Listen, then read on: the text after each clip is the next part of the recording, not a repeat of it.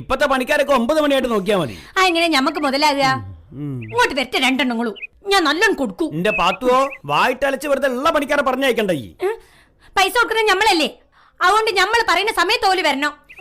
ഇന്നത്തെ തൊഴിലാളികളെ ആരെ അടിമകളല്ല. ഒരു തോന്നുമ്പോ സമയത്ത് വരൂ, തോന്നുന്ന സമയത്ത് പോവും. ഉടമസ്ഥനാണെന്ന് തൊഴിലാളി.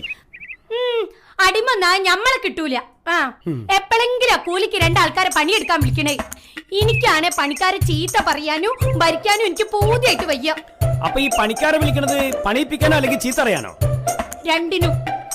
വല്ലാത്തൊരു ജന്മം തന്നെയാണ് ഈ. എനിക്ക് എവിടെങ്കിലും ഒക്കെ ആളാണ്ടേ. ഇവിടുത്തെ എസ്ഐന് ചീത്ത അറിയാൻ പറ്റുമൊക്കെ?